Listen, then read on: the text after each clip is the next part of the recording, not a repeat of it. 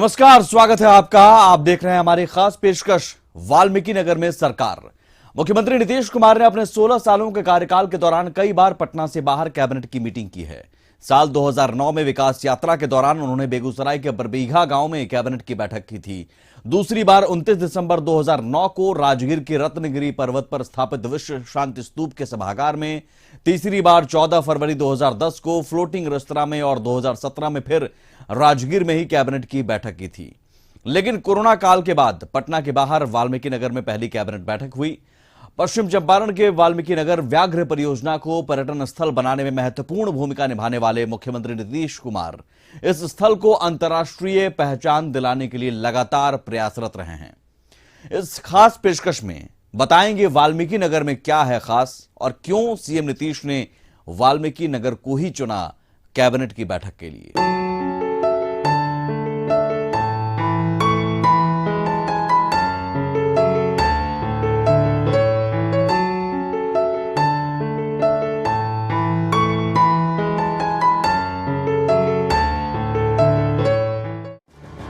जो कहलाता है बिहार का कश्मीर,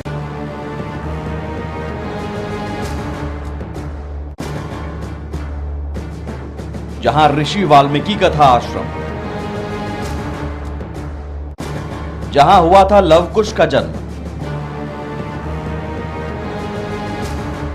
जहां से हिमालय का कर सकते हैं दीदार,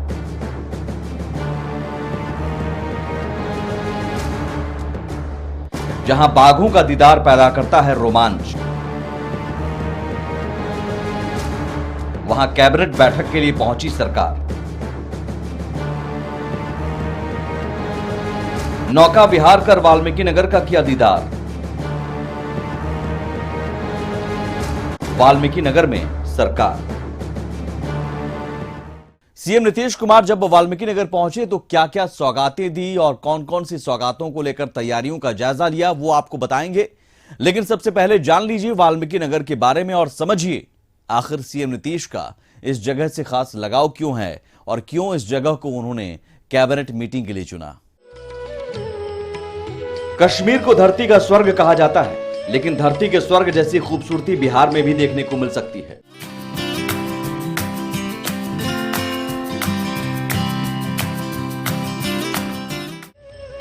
जी हां, ये खूबसूरत तस्वीरें बिहार के बगहा स्थित वाल्मीकि नगर टाइगर रिजर्व की हैं। नेपाल यूपी की सीमा पर स्थित टाइगर रिजर्व प्राकृतिक सौंदर्य के लिए जाना जाता है। सर्दियों के मौसम में यहां से हिमालय पर्वत श्रृंखला का दीदार कश्मीर की हसीन वादियों की याद ताजा करा देती है। साथ ही ये जगह अपने साथ समेटे है कई ऐतिहासिक स्थलों को, जैसे रामायण का लेखन क्षेत्र, ऋषि वाल्मीकि का आश्रम, माता सीता की आश्रय स्थली, लवकुश का जन्म स्थान। वाल्मीकि रामायण हो या रामचरितमानस, दोनों में ये कहा गया है कि लवकुश का जन्म वाल्मीकि आश्रम में ही हुआ था।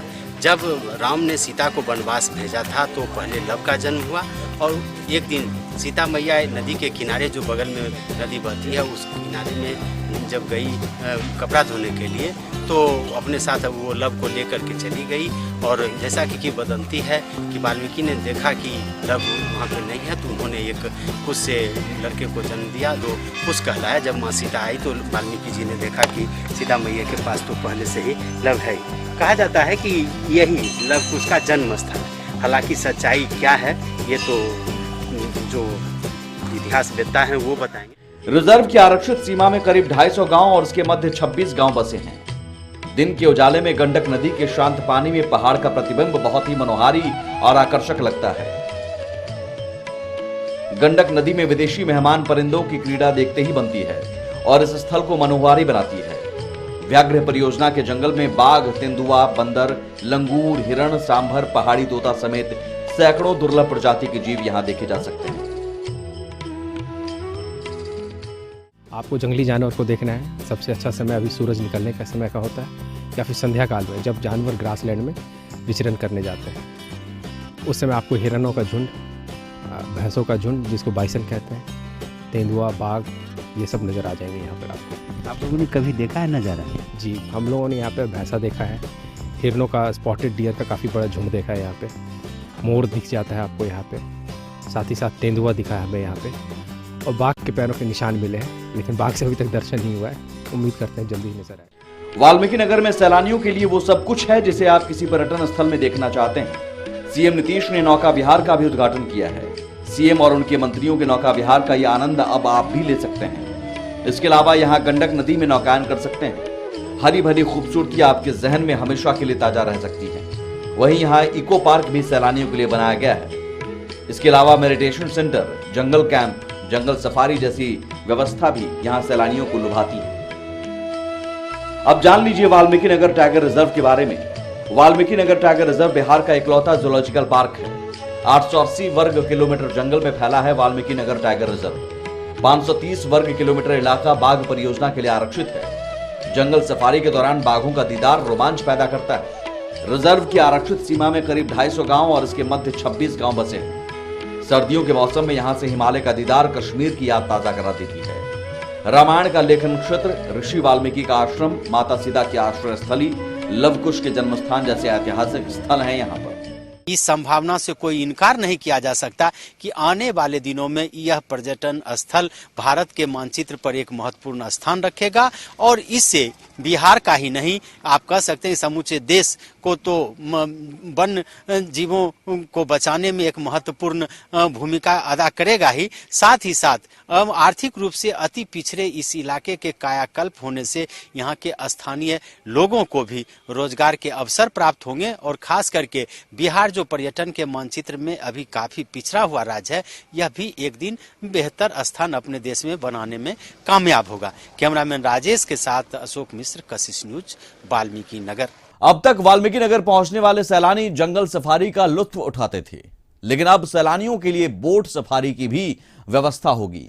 वाल्मीकि नगर में वर्षों से उपेक्षित त्रिवेणी नहर को नया जीवन देने की कवायद की गई है और अब पर्यटन से जोड़ते हुए यहां बोटिंग भी होगी। कैबिनेट मीटिंग के लिए बगहा पहुंचे सीएम नीतीश कुमार ने सैलानियों को बोट सफारी की सौगात दी। वाल्मीकि नगर के त्रिवेणी कैनाल में बोट सफारी का शुभारंभ किया। बोट सफारी शुरू होने से पर्यटकों की संख्या बढ़ेगी। वाल्मीकि नगर व्याघ्र परियोजना को पर्यटन स्थल पर विशेष स्थान दिलाने वाले मुख्यमंत्री नीतीश कुमार आज आप देख सकते हैं कि नौका विहार करके वापस लौट रहे हैं और इस इलाके के विकास के लिए उन्होंने बहुत कुछ काम किया है और इसको ऐतिहासिक बनाने के लिए उन्होंने कोई कसर नहीं छोड़ी है। मुख्यमंत्री खुद नौका विहार कर रहे हैं और उनके साथ कैबिनेट के मंत्री जो प्रभारी मंत्री हैं वो हैं नितिन नवीन जी। हम क्या कहेंगे, समूचा घूम करके आप आए? बहुत अच्छा देख रहे हैं। अभी तो आप लोग भी घूम आइए, हम आप लोगों को भी घूम पा देते हैं। लेकिन इस जगह को विकसित करने में आपने कोई शुरुआत कसर नहीं किया छोड़ी है। अच्छी बात हुई, हम देखने आए हैं और बाद में इसका जो गंडक नदी से निकलता है जिस पॉइंट पर, उसको भी देखेंगे और जो एंड पॉइंट है जो बीच में आज से 50 साल पहले ये बना हुआ था, वहाँ तो इससे लोग इरिगेशन का होता था बहुत जमाना पहले, तो बाद में तो बंद हो गया, लेकिन फिर भी वर्षा के चलते पानी तो रहता ही न है। तो उसी को देख करके इन लोगों ने जो शुरुआत किया है, तो हम देखें ठीक है कि दोनों देख लेंगे तो और ठीक ढंग से इसको यहाँ से वहाँ लोग ट्रेवल कर सकेंगे, जा सकेंगे, सभी टूरिस्ट लोग देखेंगे। आप तो जानते ही ना कि हम यहाँ के लिए तो इको टूरिज्म का काम कर रहे हैं, तो उसी इको टूरिज्म को बढ़ावा देने के लिए की भी होगा, इसको भी देखेगा। हाँ, यहाँ के लोग कह रहे थे कि ये मरी हुई नदी को आपने फिर जिंदा कर दिया। हाँ हाँ बिल्कुल, तो ही सब तो कर ही रहे हैं हम लोग, तो यहाँ का तो आप जानते ही हैं। लोग स्वागत कर रहे हैं माननीय मुख्यमंत्री का और इन लोगों का कहना है कि माननीय मुख्यमंत्री ने बहुत बड़ी कृपा की है इस इलाके को विकसित करके, तो यह इस इलाके के लोगों के लिए भी ऐतिहासिक क्षण है कि माननीय मुख्यमंत्री यहाँ पे आए, उन्होंने देखा, सब कुछ देखा और खुद नाव की सवारी की, बोट की सवारी भी की है।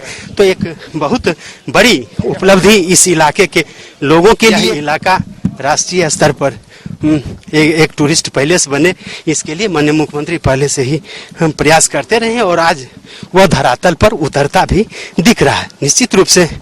अब आपको ग्राफिक्स के जरिए बताते हैं त्रिवेणी कैनाल पर शुरू हुए बोट सफारी के बारे में और त्रिवेणी नहर के बारे में। वर्ष 1910 में त्रिवेणी नहर का निर्माण कराया गया था। उस समय इस नहर का इस्तेमाल नील की खेती में इसके पानी का इस्तेमाल होता था। लगभग 3 किलोमीटर में ये त्रिवेणी नहर फैली है। 40 साल पहले गंडक बैराज के निर्माण के साथ ही इसे बंद कर दिया गया था। गंडक बराज से निकली मुख्य तिरहुत नहर के निर्माण के साथ ही इस नहर को बंद कर दिया गया था, लेकिन नए सिरे से सीएम नीतीश की अगुवाई में साफ सफाई कराकर टूरिस्ट स्पॉट का रूप दिया गया।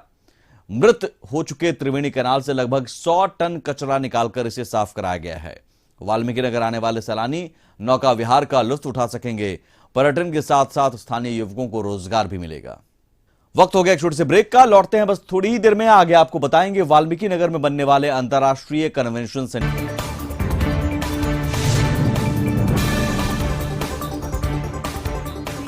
स्वागत है आपका, आप देख रहे हैं हमारी खास पेशकश वाल्मीकि नगर में सरकार। नौका विहार के बाद यहां आने वाले सैलानियों के लिए रहने और किसी तरह की बैठक सेमिनार के आयोजन के लिए आने वाले दिनों में अंतर्राष्ट्रीय स्तर का कन्वेंशन सेंटर भी बनकर तैयार होगा।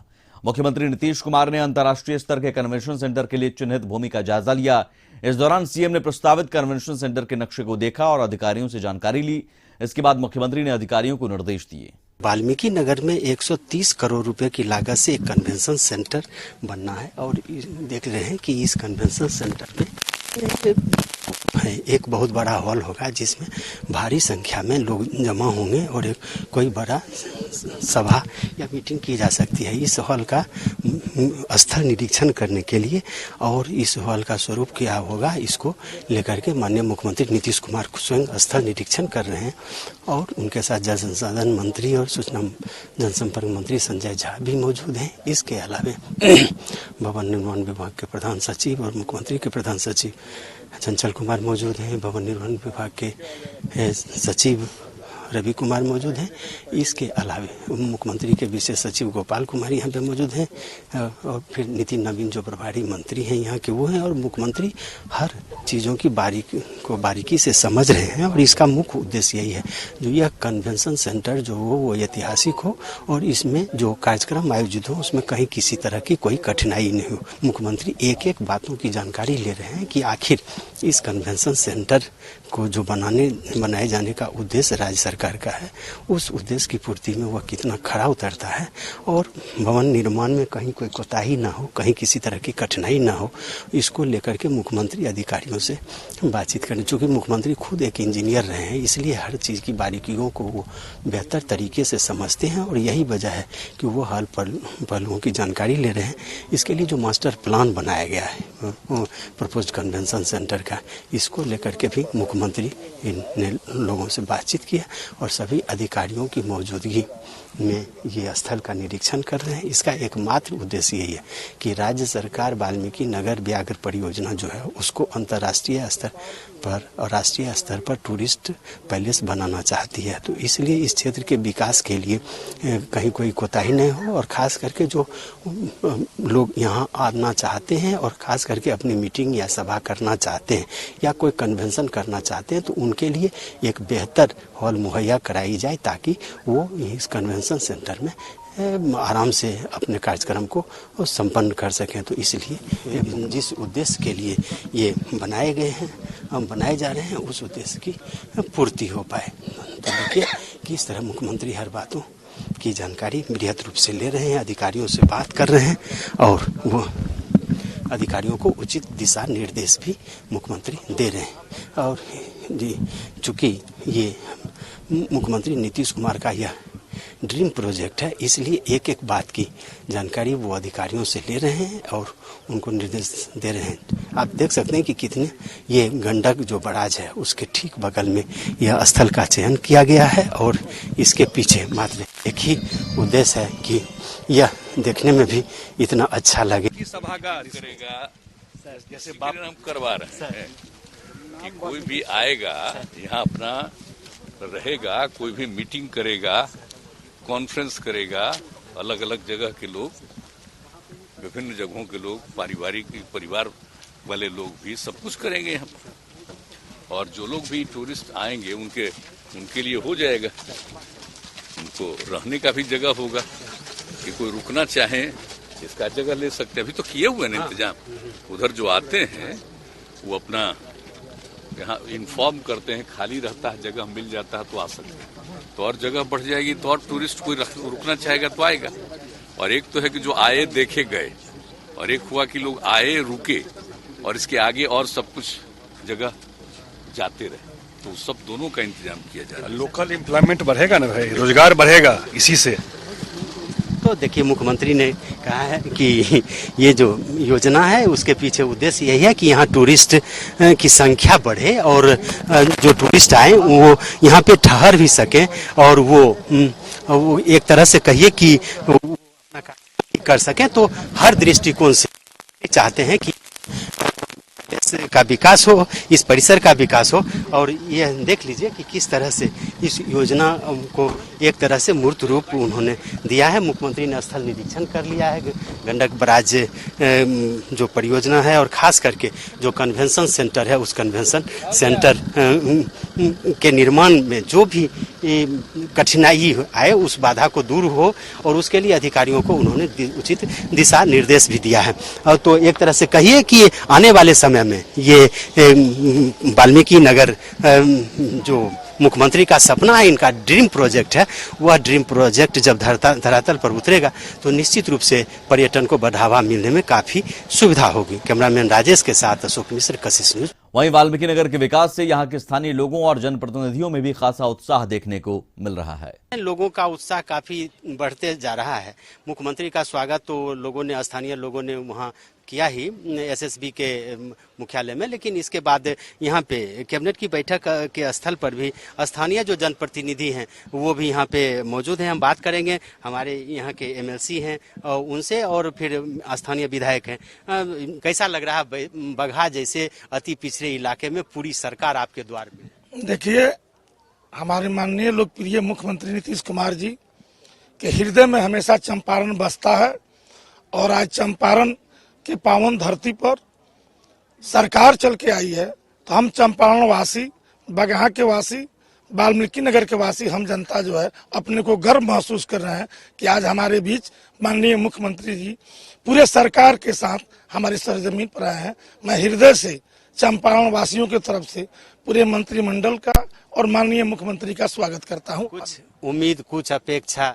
माननीय मुख्यमंत्री जी ने ये कश्मीर भारत का दूसरा कश्मीर है, बिहार का प्रथम कश्मीर है वाल्मीकि नगर, और पर्यटन के क्षेत्र में माननीय मुख्यमंत्री जी ने जो है जो काम किया है, आज लाखों लाख जो है पर्यटक जो है आते हैं, जंगल सफारी का पथवे पर जो है लुप्त लेते हैं, राम झूला का लेते हैं और आपको नौकायन का जो है आनंद लेते हैं, जंगल सफारी करते हैं। आज रोड का स्थिति देख रहे हैं, बिजली का स्थिति देख रहे हैं और आज के कैबिनेट में चंपारण हमेशा उनका कोई भी कार्यक्रम होता है चंपारण से शुरुआत होता है माननीय मुख्यमंत्री जी का। जी, क्या उम्मीद लगता क्या है मुख्यमंत्री पूरी सरकार के साथ आपके यहाँ आए? देखिए, ये भारतवर्ष की परंपरा रही है। 2300 वर्ष पहले अशोक प्रियदर्शी पूरे अपने क्षेत्र में जनता के दर्शन करने के लिए जाते थे। ये लोकतंत्र की बहुत बारीक और महीन चीज है जिसे माननीय मुख्यमंत्री जी समझते हैं। और जो जहाँ से बिहार का निर्वाचन क्षेत्र प्रारंभ होता है वहाँ आना और इस प्रकृति के गोद में आना और इसके विकास के बारे में सोचना, ये किसी लोकतांत्रिक मुख्यमंत्री की बहुत बड़ी पहल है। और जो भी यहाँ से तो आप जानते हैं कि वे सारी अपनी राजनीतिक यात्राएं यहीं से शुरू करते हैं। एक जमाना था कि बेतिया, वाल्मीकि नगर, बगहा आना लोगों के लिए एक दुरूह कार्य था, सड़कें नहीं थी, लेकिन अब तो सब कुछ बदल चुका। लगता है कि इससे यहाँ के स्थानीय लोगों का भी कहीं न कहीं कुछ कल्याण हुआ है। देखिए, एक बात आप जान लीजिए, ये हम तो मास्टर आदमी हैं, पढ़ाने लिखाने वाले। प्रबंधन का सबसे बड़ा गुण है कि अगर किसी क्षेत्र का आप विकास करना चाहते हैं तो सड़क और बिजली वहां दे दीजिए, जनता का अपने आप विकास हो जाएगा, स्वतः विकास हो जाएगा। ये प्रबंधन शास्त्र का सूत्र है और मुख्यमंत्री जी इसको समझते हैं, इसलिए कि वे स्वयं एक पढ़े लिखे मुख्यमंत्री हैं। तो फिर चंपारण में सड़क, बिजली, इन सब चीजों को लाना और इनको दुरुस्त करने के पीछे चंपारण के विकास का सपना ही है माननीय मुख्यमंत्री का। कैबिनेट की बैठक में 132 करोड़ के पहले ही योजना स्वीकृत, क्या मानते हैं ये संकेत पहले से? देखिए, माननीय मुख्यमंत्री जी जब भी हम लोग सदन में भी कोई प्रश्न खड़ा होता है और जब चंपारण का प्रश्न बात आती है तो तुरंत सावधान और सतर्क हो जाते हैं और उनका झुकाव दिखाई पड़ता है। क्या मानते हैं आप? यहाँ पूरी व्यवस्था होगी, यहाँ सरकार रही तो यहाँ के बारे में बहुत अच्छा सा सोच रहेगा सरकार का। यहाँ नया कुछ मिलने की बात हमारे नेताजी बोल ही रहे हैं, मिलना ही है। और इसी के साथ इस खास पेशकश में बस इतना ही। नमस्कार।